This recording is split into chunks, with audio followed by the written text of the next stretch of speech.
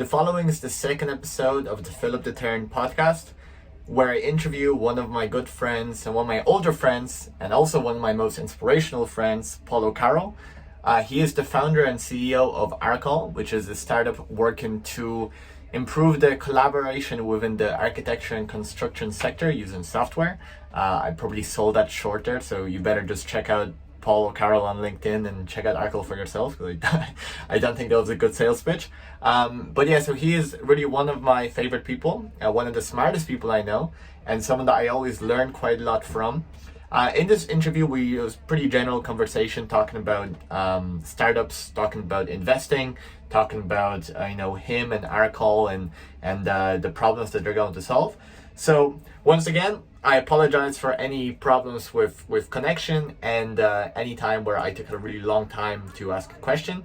I'm trying to improve every single episode, and hopefully eventually I will not even have this in the intro. But yeah, thank you so much for listening, and I hope you enjoyed it. Well, as a kind of late introduction, Paul is my good friend and a very successful one, a very inspirational one.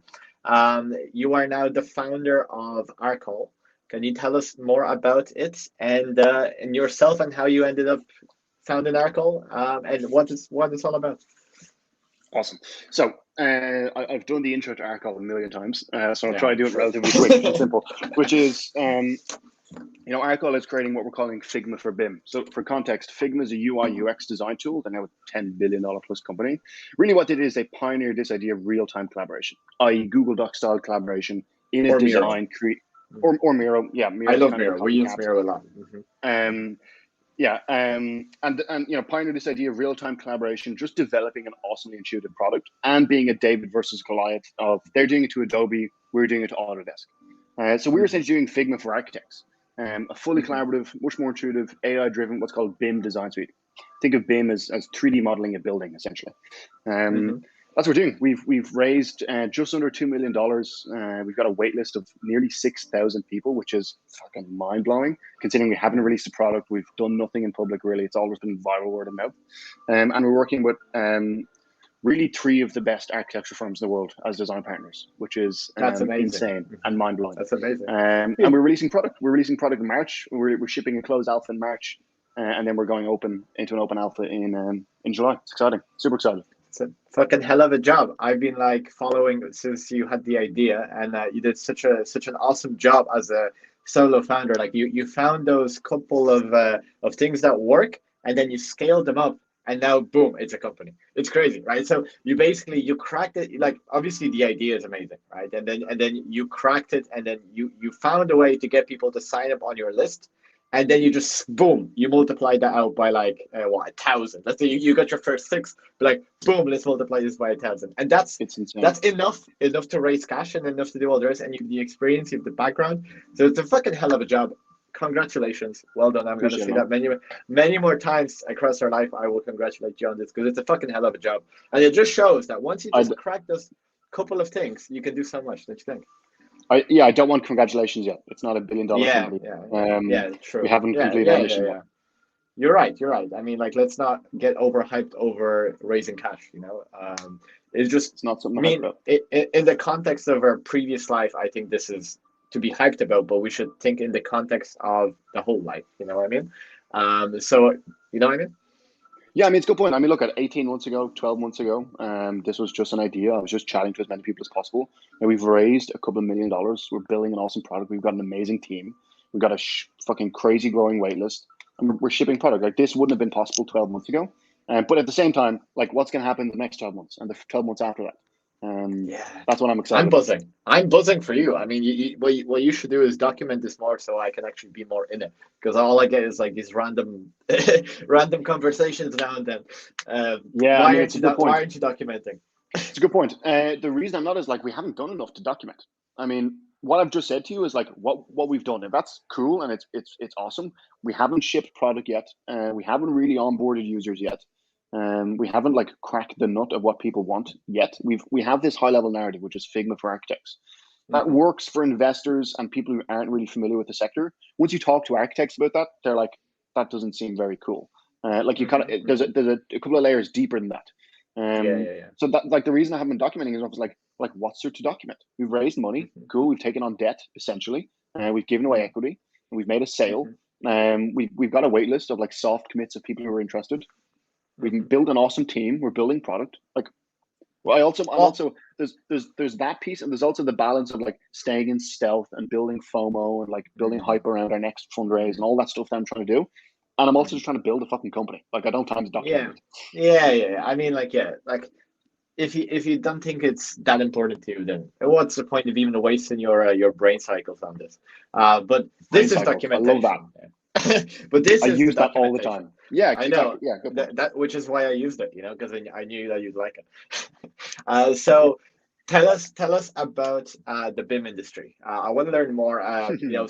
For a beginner, I mean, not even a beginner, like external person who's seen on somebody's laptop someone working with a BIM. Like, can you explain how it works right now and why you think you can disrupt it?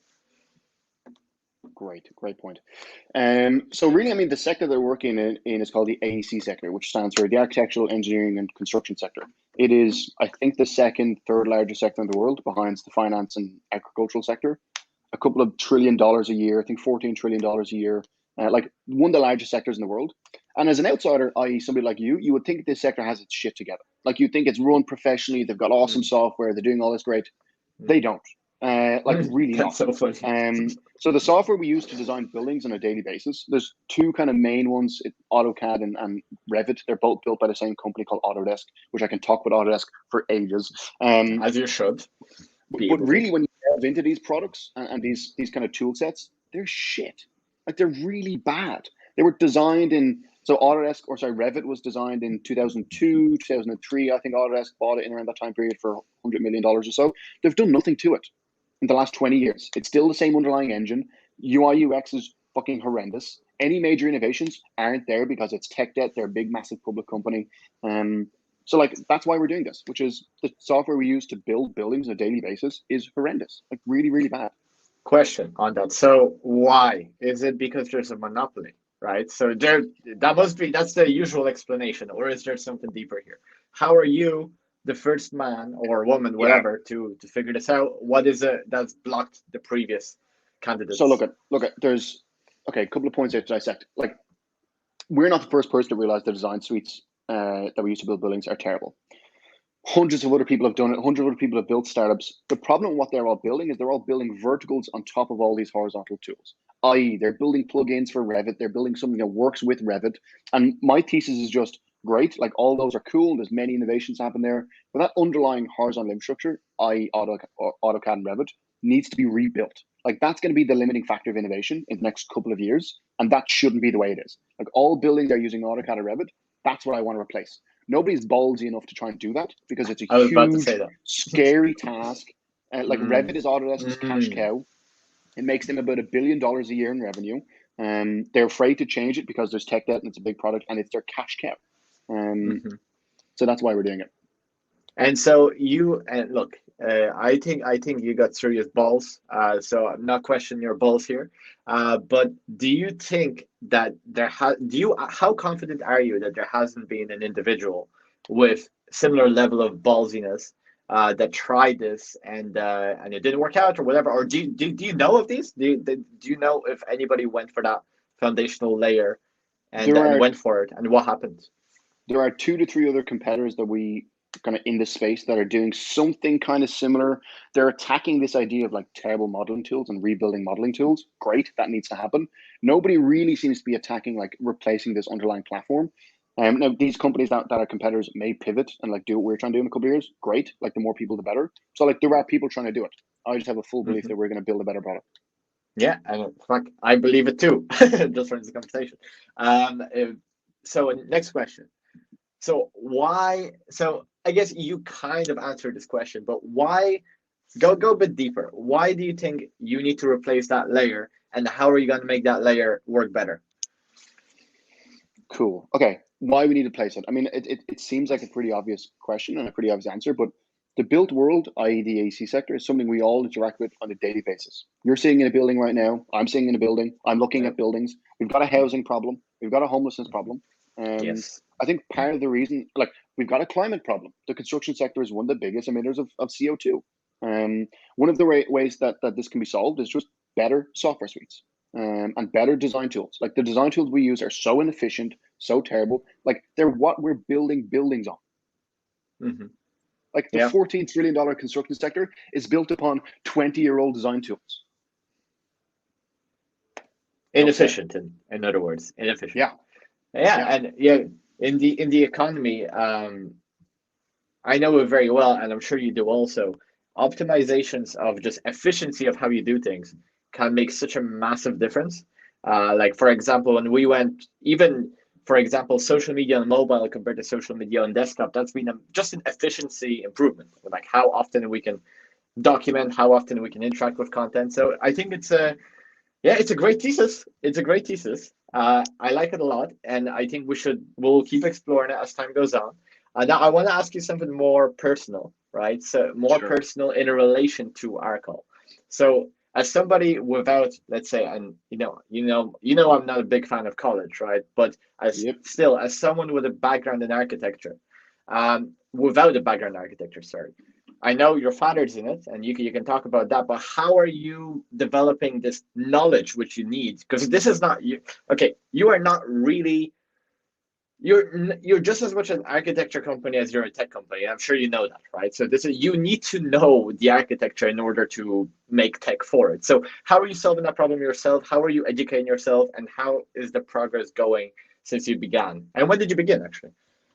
So a couple of good points there. I mean, I think it's interesting. I actually think the problem with the construction sector is, I mean, innovation is so slow. I can talk about why innovation is slow in the construction sector for ages. I mean, partly just the amount of money that's on the line, the litigiousness. Like if a building falls down, people die, so people are afraid to innovate because there's people's lives at stake, literally. Scary. And I think it takes innovation from outside, like, and I'm going to be honest, naivety and stupidity, to be like, why are we doing this way? Like, this is ridiculous. And then an architect, i.e. my father, says, okay, well, here's the 3 reasons why we're doing it this way. And you can sort of reason up first principles, like, okay, right, that's stupid. Like, we've been doing it that way because that's how we've been doing it for hundreds of years.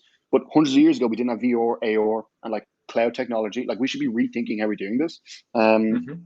I've also slightly forgotten the question. That's why I'm not good at podcasts, by the way. I just forget the question that's been asked. I think you're very good at podcasts. This is very interesting. I mean, like, as a I should start taking right notes now, of what the question was so I can come back to it.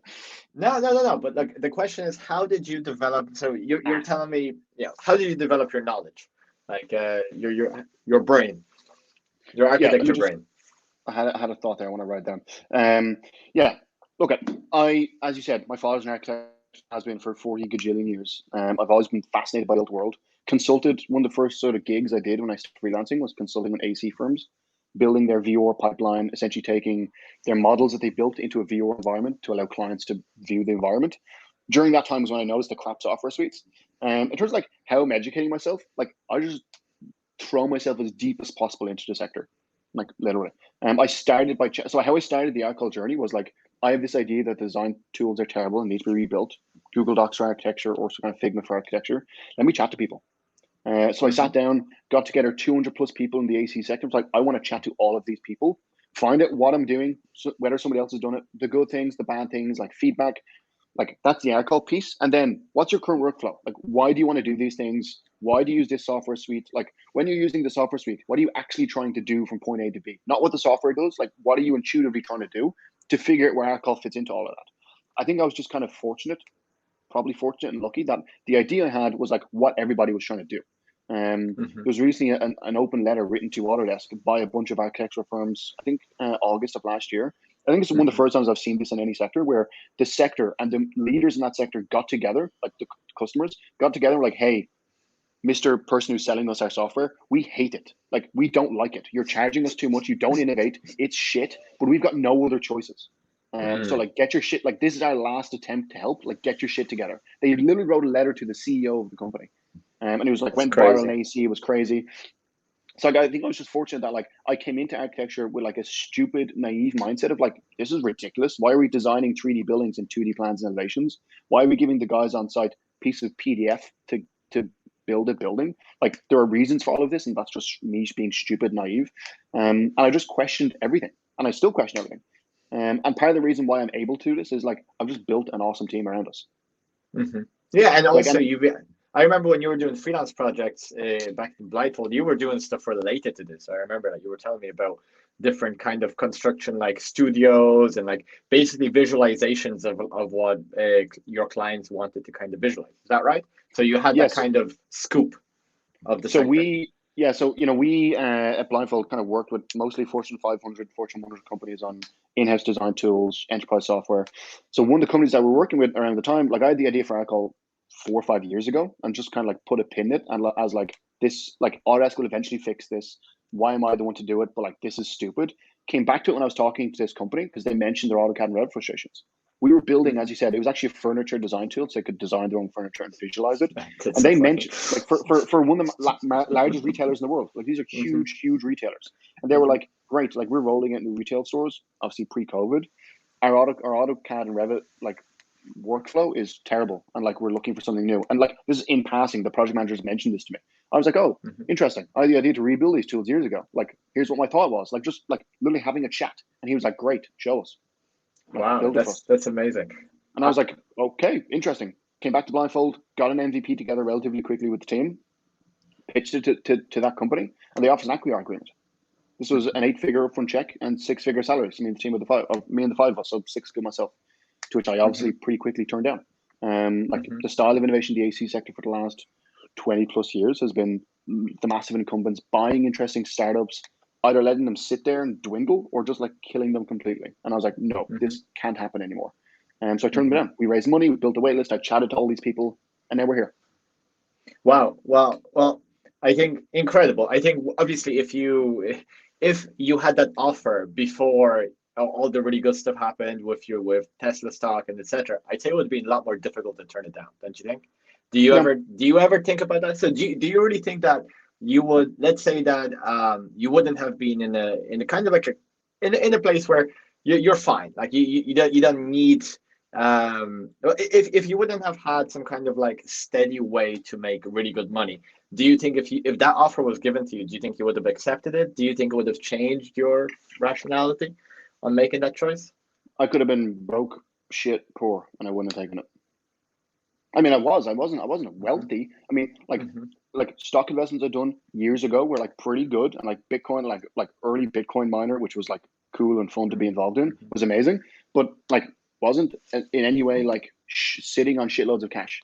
I just had conviction that like this is, if somebody this early on is willing to give like a worded agreement, like there was no LOI, there was nothing. They were just kind of like, we're willing to buy this from you for like multiple million, It's a like very $10+ good sign. million. It's I a was like, very good there's sign. something interesting here. I'm probably giving it away too soon. Very interesting. So when we went to fundraise, potential. Anyway, go on. when we went to fundraise, this company reached back out, and they reached back out multiple times. They're like, hey, we're willing to up our acquisition offer, and we'll give better terms. They like said some terms they're going to give, which is just a higher sort of upfront cash. They also essentially wanted to do a delayed payment. So like, let's put some numbers on it. Like these aren't at all the numbers, but just for accuracy or for conversation's sake, like $10 million now and like $2 million in like 4 years if it hits certain milestones. And I was like, okay, cool. I like my response was pretty much, I appreciate it. We're currently raising. Like, not really interested in selling right now. If you're interested in like unless you're willing to offer me $100 billion up front and let me run the company how I want to run it, I'm just not interested. Like I need to be the one to do this. I want to be the one to like see this through. I will probably like, the chances are this will all completely fail. Those are the chances. The chances are we'll go to raise more money, we'll raise more, and it'll fail. We'll fucking not, or we won't be able to raise more money at all. Like we'll release product in March and everyone will hate it. Like that's a possibility. But I'm willing to take that bet because I think this needs to be done. Man, I appreciate you so much as an individual. Like it's just so much respect, for just having that strength and being like, like you want to be, and I know this ain't about money to you, but like you want to be at the very top. You don't want to just be like a guy, a really great wealthy guy, because it's at the end of the day, it's not about money. It's about making an impact. I think. Is that how you see it? Like, do you want to? Maybe this is too personal of a question, but do you want to show the world your potential? Do you want the world to know, like, no. Paul? So what is it? What is it? I'm very interested. Oh, you just like to build things, like Mark Zuckerberg says. It's a good question, actually. We're going deep. This is a psychology session. I mean, it is called below the iceberg, I suppose. Below the personality of Paulo Carroll. Interesting. So the question is, who are you, like, Paul? I wish I knew. Paul, this is your soul talking. I mean, look, it's never been about like showing off that I'm like the best at something, like, because I'm not. Mm-hmm. Like Mm-hmm. there's a company in this sector that like they're doing a cool product, but that team is the best in my opinion in the sector. Like they're technical geniuses. They know the sector inside out. I don't, nor am I a technical genius. So like I don't really care about like that kind of stuff. Like don't really inherently care about the money that much, although it's like it's a KPI to measure against. Like I don't really care what the number looks like. It's a good question. No one asks for actually. I'm a great psychologist. I'm learning. I'm a people person. Like I understand people, and I like talking like this. It's interesting. I think it's a mixture of like solving problems. Like I just like solving problems. I think it's cool. You get off on it. You get off on it. Like this is I think so. Yeah. Mm-hmm. Like I also just like enjoy running companies. Yeah, that's like exactly how I would answer it. Yeah, I mean, I'm weird in that sense. Money is really not a major thing for me. For me, okay, I admit that there is a bit of like I feel like I've always been undervalued, and I do feel like I want to show like you motherfuckers, like you don't know, you don't know. Yeah, like yeah, but I don't think it's in a negative way. I mean, like a lot of people would see that in a negative way, and like at the same time. And I'm sorry to shift it to me. This is not what it's supposed to be about. Better than me talking about myself. But like I do like I want to.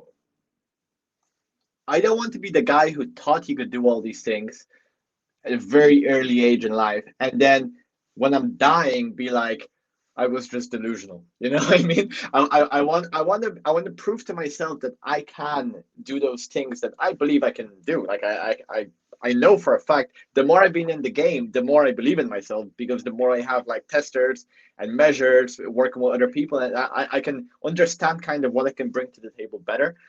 So I think there's an element of that, but I really think when the metaverse comes out, things will change. When when the whole metaverse announcement came out, it kind of really changed my view on my future. Frankly, I was just like, man, this.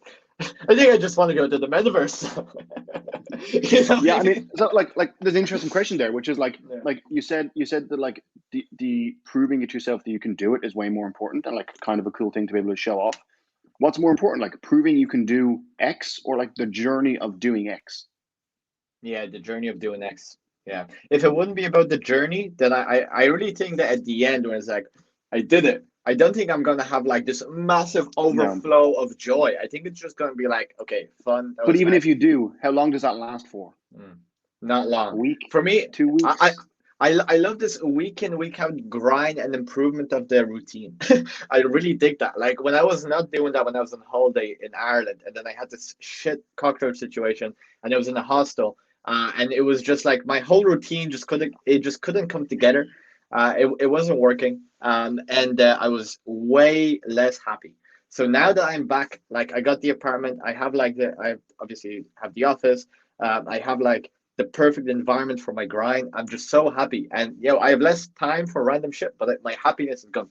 So I know this is what I should be doing. Nothing else really matters, as long. And I want to work on things that I feel are important. Also, like if I was working here trying to like pump out Budweiser or something like that, or like trying to help random ass fruit companies or something, just to pump out product for the sake of money. I don't think I'd be working this much. No way. I wouldn't care enough. Just be like I could die and nothing changes, But here it's like trees and helping startup sustainable companies kind of like help people to become more sustainable, so we can at least prevent climate change as much as we can. I find a lot of meaning to that, and yeah, so that's kind of my take. So I think we're similar in that sense. Like we like the building, we like the experience. You know what I mean? But I do think that we are going to be really attracted by the promise of the metaverse, don't you think? Like in terms of experiences in the metaverse, I already feel it pulling me, and it's not even here yet. I already think like, fuck, man, when it's an option. I was playing Civ 5, and I spent 100 hours playing Civ 5 in the last 3 months. And I just quit. I was like, oh, 100 hours, that's too much, right? So, what do you think? Yes. So like think back to, I did it a while ago. Remember that podcast we did in the old office of Blindfold, talking about Facebook stock prediction stuff? Yes. I That's in rewatched my that head video. still. I rewatched that video a while ago. And like my prediction at the time was kind of like I think I said something like something about it was like accurate, whether it was like current market cap today or something. Like I remember watching it, and like it was exactly a year or two later when I watched it, and I was like, that's fuck. Like I went to like Facebook's market cap, and it was like almost exactly it. I was like, that's fucking weird. But my prediction was like, if they nail the metaverse, like there's zero stopping them. Like what are they doing now? They're going all in on Metaverse. Like they've changed the name of the company to Meta. Like that was essentially my prediction, which was if Facebook doubles down on the Metaverse, and I assume that's what they're going to do because they have Oculus. It seemed like the best strategic play, and they're kind of a social media company. Perfect. And I thought that's like how long does social media last for? They need to get away from being a social media company to being like a social connection company. And the Metaverse is the best environment to do that in. Like they're driving the tech with Oculus, which is a very strategic acquisition now that I think about it. And they're like, now they've entirely rebranded the company to Meta. Like we're kind of doing some Metaverse stuff at Arcol, kind of. I wanted to talk about it. That's one of the questions, but anyway, go on. I'll talk about it a little bit, but it's not a focus, but like there's something cool that we can do there. I forgot the question. I was just rambling about Metaverse. No, you were just talking about Meta, and I have the same opinion. And man, I have so much respect for Zuck now. Frankly, I like Zuck now more than Elon. I'm sorry. I know you've probably seen my stories where I was starting to my opinion of Elon. I obviously still like Elon a lot, and there's nothing to do with his ability or competence. Like obviously that I don't think maybe if that changed maybe a little bit lower, but I still really hold him in massive regard. But as a person, I don't like people who are really in it for the glory to the point where they would like to take a bit of that glory from people who deserve it. And I really think he does that in terms of Neuralink, especially. And I did I talked about it in the stories. And now what I really respect about Zuck, because he's a massive contrast to that. Because Zuck, nobody likes Zuck. Zuck is no hero of the people like Elon. And yet it seems like Zuck is not necessarily going and being like, look at me, look at me, look at me. You know, like, yeah, he did all those interviews, and obviously he should have. But I don't see him being I don't think he needs it as much. And he's willing to prove it, you know what I mean, with work rather than talk. Do you know what I mean? What do you think? I like him a lot more now. I don't mean a lot more than Elon, but like I like Zuck way more than I liked him before. And I like Elon a little bit less. And obviously Elon's way cooler, obviously. But I have right now, I feel really way better about Zuck. And I have respect for him. So I think there's a couple of really impressive things about Zuckerberg. There's a Twitter page you need to follow. It's called Internet Tech Emails, by the way. They release emails from like Congress hearings and Senate hearings. There's one just put out today about Zuckerberg talking about competing with Google. Like it's the emails between people within these companies. It's awesome. Great Twitter page. I think the most impressive thing about Zuckerberg is like he's never run a big company before. Stop. Yeah. If you compare the 20s of Elon and the 20s of Zuck comes out maybe 50 times more impressive. Like I obviously I'm a big Elon nerd, and I've been like really deep into that stuff, and I know about how Zip2 worked out and then what he did in PayPal. And again, look, I wasn't there, so maybe the sources are not exactly accurate. But Zuck, you know, at the age he was 19 when he started Facebook, and the balls of steel to go and compete with those guys who wanted him to work for him. Like, yeah, sure, he sold the idea, sure.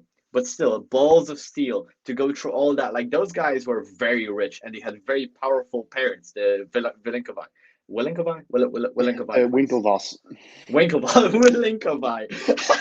The Winklevosses or the Winklevi, whatever you want to call them, have also done immensely well from crypto. Yes, I know that. Yeah. They're now billionaires from Bitcoin. I know so that. I know that. Let's not feel sorry for them. No, not at all. When you look at like the FANG stocks, like Facebook, Amazon, Apple, Netflix, Google, like I think Zuckerberg is definitely the most impressive CEO on there. I think he's the only one that also hasn't run a company at some scale before. I mean, Amazon is run by Jeff Bezos. He was previously on Wall Street. So like he has like finance execution skills, or at least kind of proved it in some capacity. It also took a long time to build Amazon. From the 95, 96, Amazon was started. 94. They went public in 99 or 98, like had the downtime after the bust, whatever. Apple is run by Tim Cook. Like it's not his company. He's not the one executing. There's also a question of like, has the Tim Cook era not been as good as the Jobs era? It's another debate. Like Netflix. I think he's done a hell of a job, frankly. But anyway, go on. He has done a hell of a job, but like product innovations have been as good as they have with Jobs. Like there's been no iPad. Like the watches are beast. The watches are good, but they're not an innovation. They are. They're not. They're so a watch. AirPods. AirPods is the best one. But AirPods are also like the iPhone was innovation because it brought touchscreen and like a new operating system and the App Store like to the consumer at scale. The AirPods didn't like what they bring Bluetooth to scale. Like they just brought good product design to scale. I don't think that's a Cook thing. I think that's just a tell of the overall Apple ecosystem of design. They're just product design is what they're fucking good at. I don't think there's been many interesting product innovations though. Like they made smaller, easier to use AirPods. Or I would say, if I can just argue for Tim Cook, sure. the from a business perspective, he's I think better than Steve Jobs. From a genius, creative guy changing the world, obviously Steve Jobs is better. But the move that Apple made on the M1 chip is incredibly impressive. It's like what to do when you have the most money from the most sold product, the most successful product in history. Yeah. You put it into one thing that is the safest, that will always have value, which is the speed of computers. And they went all in on the M1 chip. They now have the fastest laptops in the world. That's a great decision, in my opinion. Like a business. It's a great business decision. Tim Cook, like, there's a great YouTube video like explaining the history of like who Tim Cook is. Like, he's a logistics guy. That's why he was brought into Apple, was to figure out logistics of like manufacturing and shipping and like all the logistics pieces of getting all these supply chain. Like he's done an amazing job at coordinating, consolidating, and organizing Apple's scaling it as well. Yeah, like their supply chain. But they're not like Apple's not known for their supply chain. They are now because of Tim Cook. They're known for their innovativeness and bringing the mouse and UI UX to computers and the personal computer. Like that's what they're known for, groundbreaking innovation. The iPhone, that's what they're known for. And when you look at like I'm saying, there's two different eras: the Cook era and the Jobs era. Like innovative, fucking groundbreaking products, like interesting approach to like business management, sure.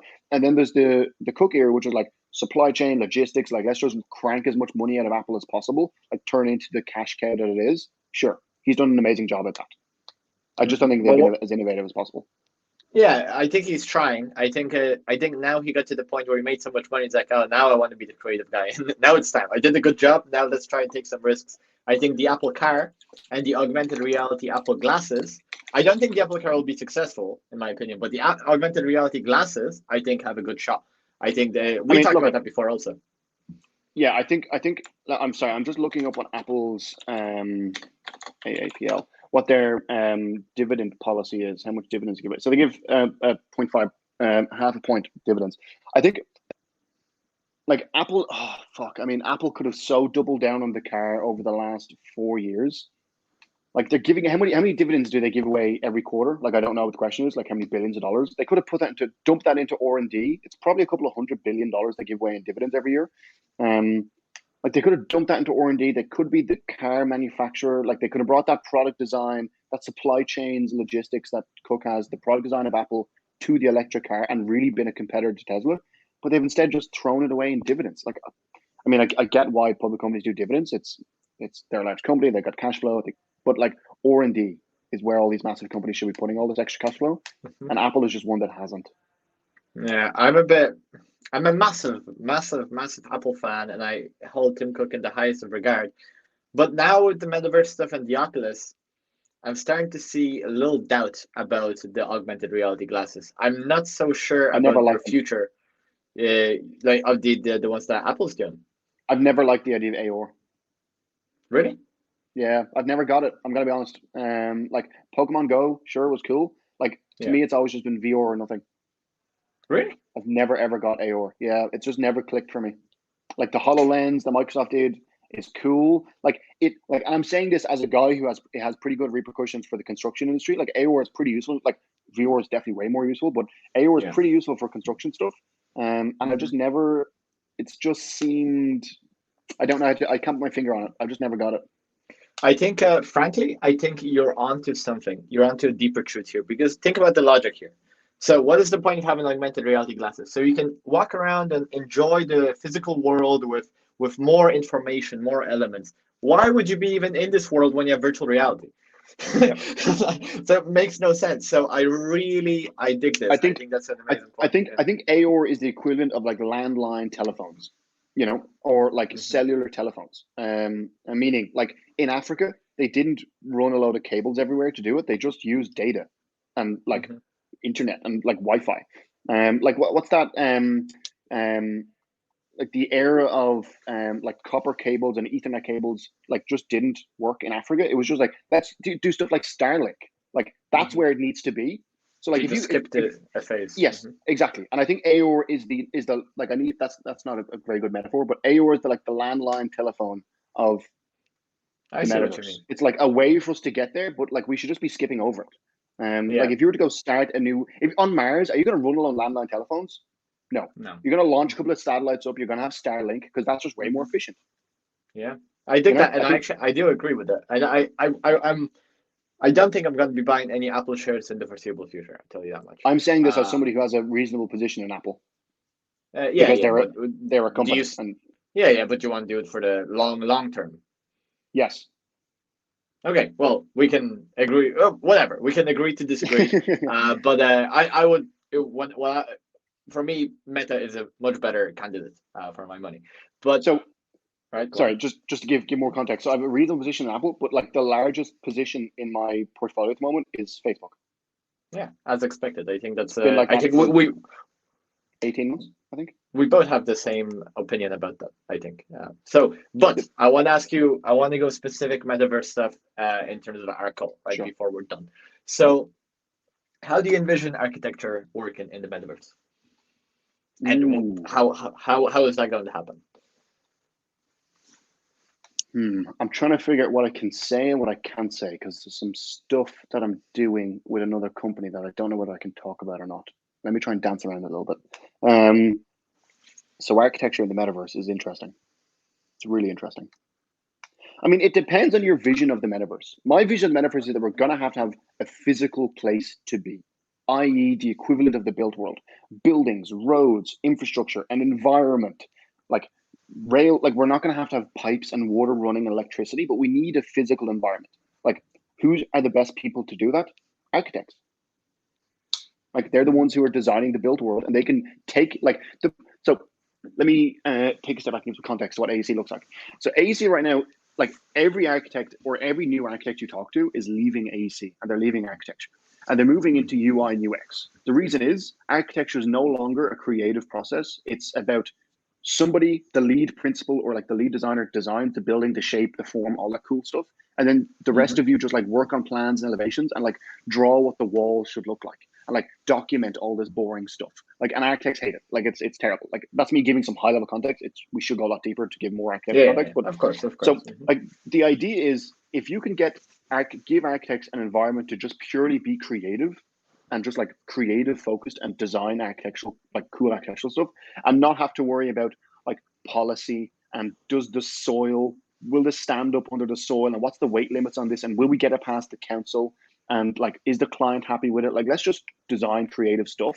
The metaverse is the perfect place for that. The perfect place for that. So one thing I've been pitching to Jerry, like my father, is like you should be the architect of the metaverse. Like brand yourself today. I said this to him like 12 months ago. I was like, you need to start on Twitter, on LinkedIn, creating awesome buildings, minting them as NFTs and saying, I'm the architect of the metaverse. Like there'll be some like Google, for example, in 5 years will want to create a Google campus in the metaverse. Who's going to design it? So I have some thoughts about this, and I want to give you food for thought, and maybe you solve these kind of problems. So I was thinking about this, right? I was thinking about this conversation, and I had an idea. I think it's pretty interesting. So yes, in the physical world, where building stuff is actually quite difficult and complicated. There's a real demand for architecture and construction and BIM and all of these things. But in the metaverse, I predict, right, because there will be no laws of physics. You One keep second, turning on and off. Yeah, my camera's going out of You focus. back? Give me, I don't know why it does this. Hang on. Yeah, keep talking. I'll try to get it to focus again. Okay. So in the metaverse, it's fine. You could be blurred. I Okay. feel like it's always for my punchlines. Something like this happens. Like I apologize. I apologize. Fuck. Okay. You Anyway, good? keep going. Be blurry. Just accept the blurriness. Fine. just I'm good at embrace it. Embrace it. Right. But anyway, so as I said, in the physical world, it's very complicated to build buildings. It's hard. It's like you need professionals. You need a lot of resources.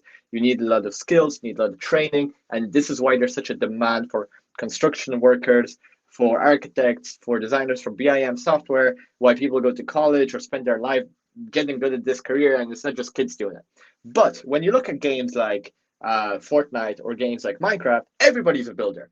And I really believe that in a world which is meta, in the metaverse virtual reality, there's a massive incentive of the platforms to make building as easy as possible. There's no laws of physics, so that makes building immediately way easier.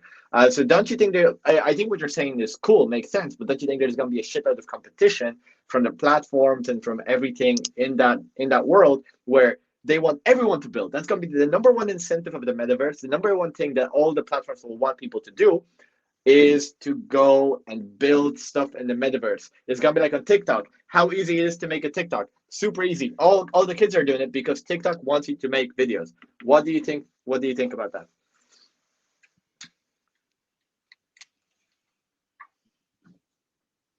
Thinking time? There's no camera. Oh, you're back. I got it works. Awesome. So the question is in video games, we don't have architects designing these environments. So how is that competition going to come across for architects? Is that essentially the question? Essentially, how are you going to compete in a world where it's nearly certain that the platforms will make it super easy to build stuff? How are you going to be the We're build? not directly competing with Facebook or any other building platform. We're building an AEC design tool. Now the question is no, not for the metaverse. We're building like I say this team all the time. Like we're focused on the physical world for the next 5 to 10 years. After that, we may go ahead and focus on the digital world. And like once we conquer the physical world, conquer the digital world, sure, but that's not the focus. Like there's enough money and resources and companies to be built, like hundreds of billions of dollars coming to be built in like what we're doing. That like let's not distract ourselves. The question is, of course, is once you build a kick-ass modeling tool and one that's incredibly intuitive to use, real-time collaborative, and like what people want, like design buildings so people want to design them, will people just intuitively use that to build their metaverse buildings? That's what I'm betting on. So you think yes? You think people will basically be like, oh, this is the physical world. Let's make the virtual world like the physical world, and that's your bet. Like, what if you want to have a one-to-one, damn straight scale model of like the Eiffel Tower? Or the Louvre, or Empire State Building. That niche, I completely agree with. I completely agree with. Yeah. But then the premise being like, if it's intuitive people to design buildings, why won't they use Arcol to do them for the metaverse? Like that's not a focus. We're not going to charge anything differently. Yeah, of course. It'll be the same user flow. Like I just have a feeling that people will continue to like architects who are like, oh, right, I'm going to build my building in New York. Great, build. Oh, I want to build something in like Mars or Jupiter, like great. I'm also going to do that in Arcol because I'm used to it and I'm good at it and I understand how this system works and I can build something quick and effectively.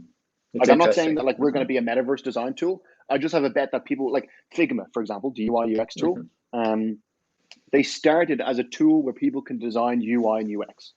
There are people making video games using Figma. There are people doing floor plans for their house in Figma. Like once you create that core design creative environment that is good, like for Figma it's a UI UX 2D space, for us it's a 3D modeling space. People will use that for 47 different things and different things than what you expect them to use it for. I have a feeling and a gut instinct that people will use it for the metaverse. I'm not focusing on it, I'm not marketing towards it. Yeah, of course. Like we're doing certain things like trying to think of how to talk with this. So we're working with a company. Use code words. Say a cucumber when you can't say something.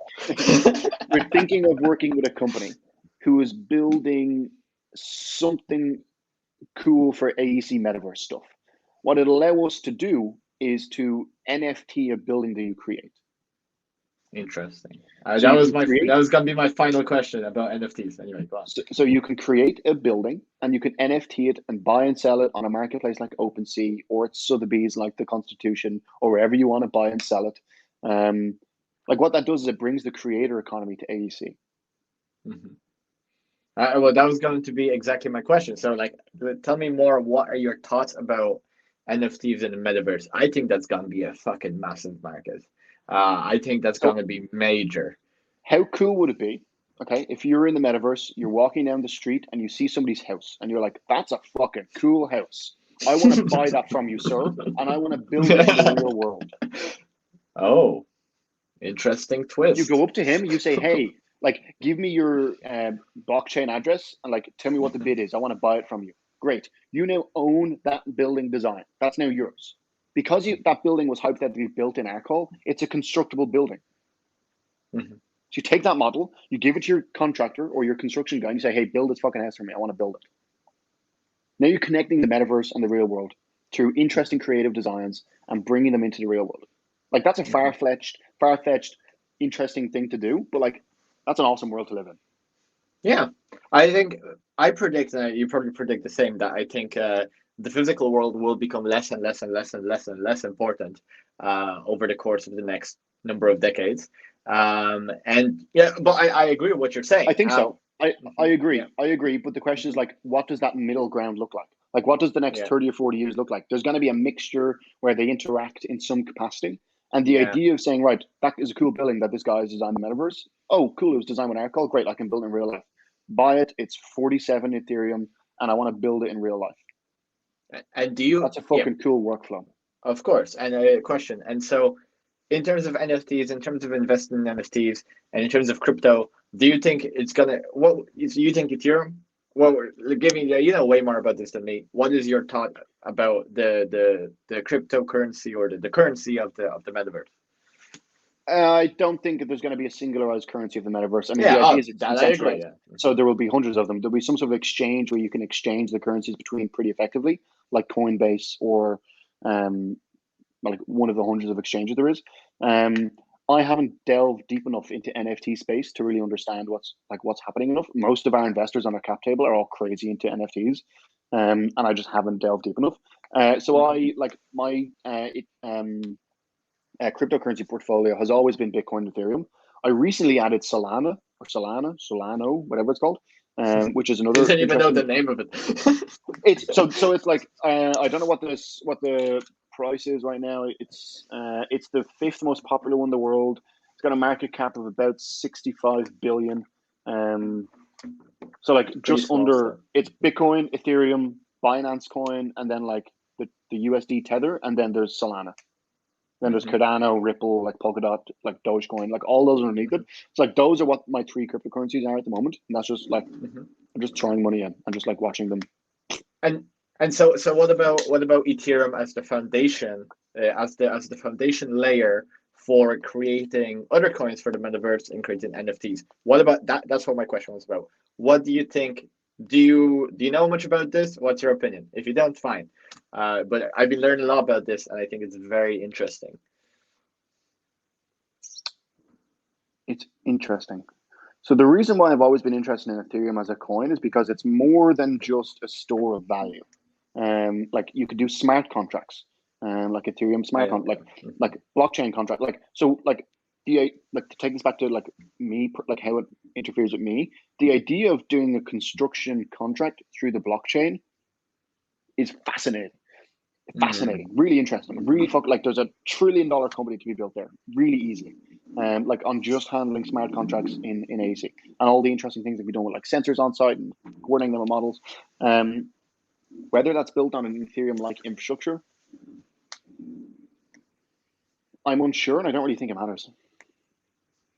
Well, but from more like an investing point of view, you know, like if you want to, like you're going to buy loads of random ass coins, or you're going to buy the structure, the blockchain structure, the platform that they're all built on, and NFTs are built on. Right now, it's the Ethereum is used for a vast majority of stuff in the metaverse NFT related, and all the tokens that are popping up, they're all based on an Ethereum framework.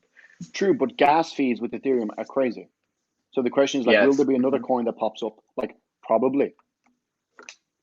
That acts like a platform and is better for, in terms of how much it costs for a transaction, and better for the environment, which is another big problem.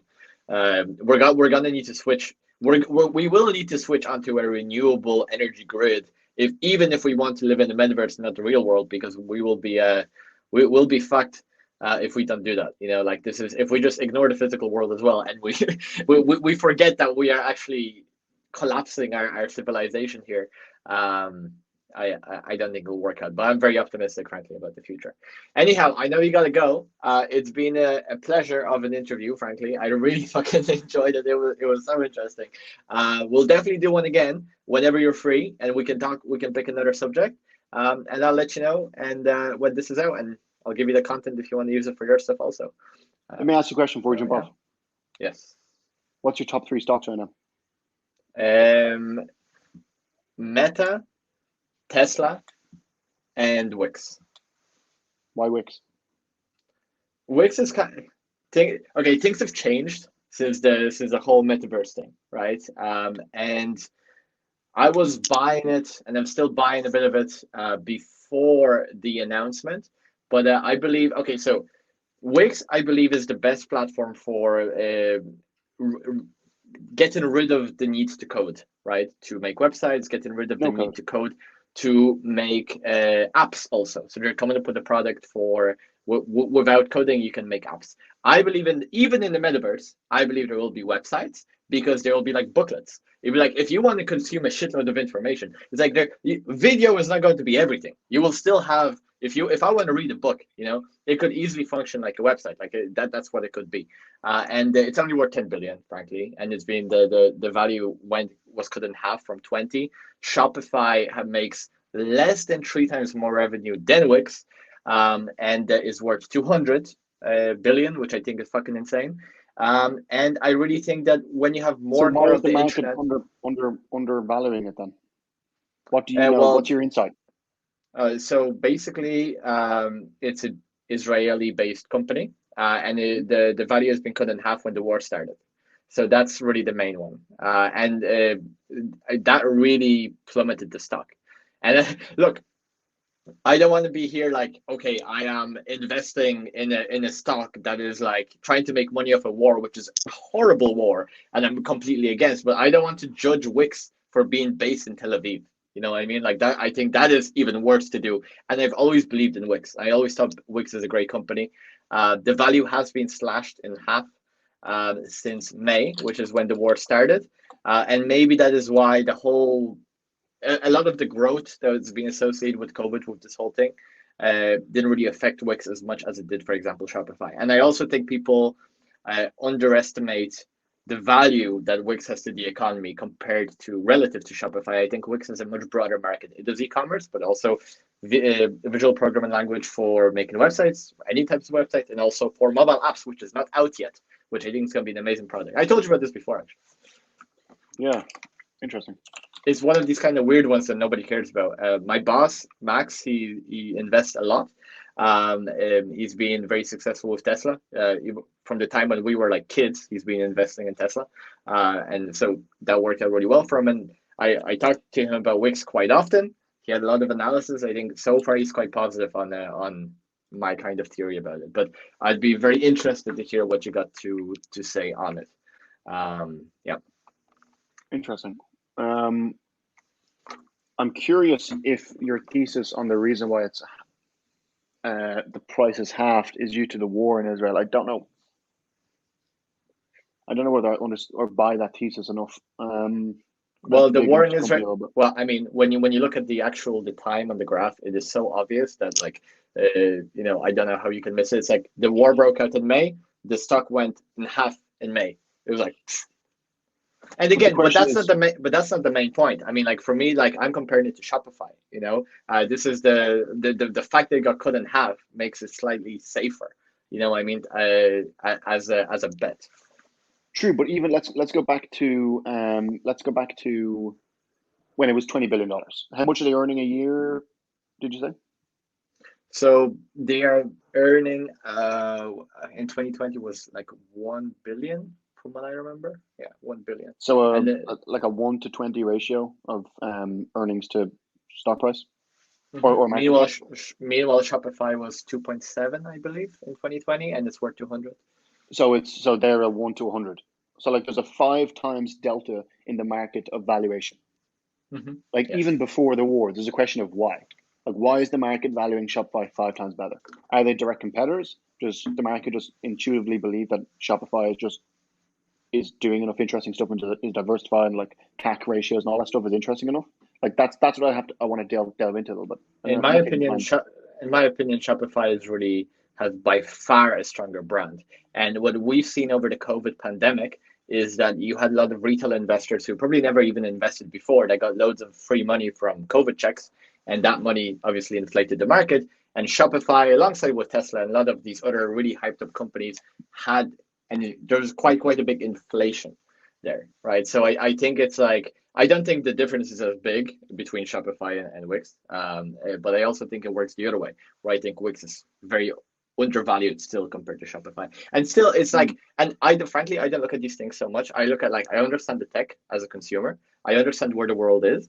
I feel like I understand where the world is headed. I think continents like Africa, when they have more and more very cheap internet with things like Starlink, the first thing they'll be doing is fucking getting websites and making mobile applications. And Wix is the cheapest, and I think it's the easiest to use. I think it's the best product, and it's very well diversified. So I really think when the other half of the world comes online, I really think Wix is well positioned to take the opportunity to go to 100 billion or 200 billion in the next 5 to 10 years. But ever since, I mean, from the new year, I'm not touching Wix stock anymore. I'm not investing anymore into Wix. Because I care way more about the metaverse, way more personally, way more. Interesting. Yeah, I'm gonna find both Wix's and Shopify's S1 and read through it. See what they think are their biggest advantages, like opportunities, risks, like what the cap table looks like, what the board looks like. Interesting. Yeah, I haven't been investing at all over the last month or two at all, to be honest. Well, we're renting an apartment. I need cash. It looks really nice. Yeah, it looks really, really nice. Are you enjoying Manhattan? Oh man, Manhattan is a mind-blowingly amazing city. It's fucking insane. Yeah, I love it. We've only been here, so we're in an Airbnb right now. We're here till about another month or so. We're heading back to Ireland, then we'll come back after January. Still getting visas and everything sorted, which is exciting. But yeah, the apartment is insane. It's amazing. It's kind of small, but that's just Manhattan. It's a pretty awesome price. There's a view of the Hudson. There's a view of the Bjarke Ingels building next door. Like I saw, yeah. Fucking insane. The views are class. But frankly, especially if it's just you and Casey, I mean, frankly, you don't need too much space. I really think like I have like a studio now, but it's like a studio that has like everything connected.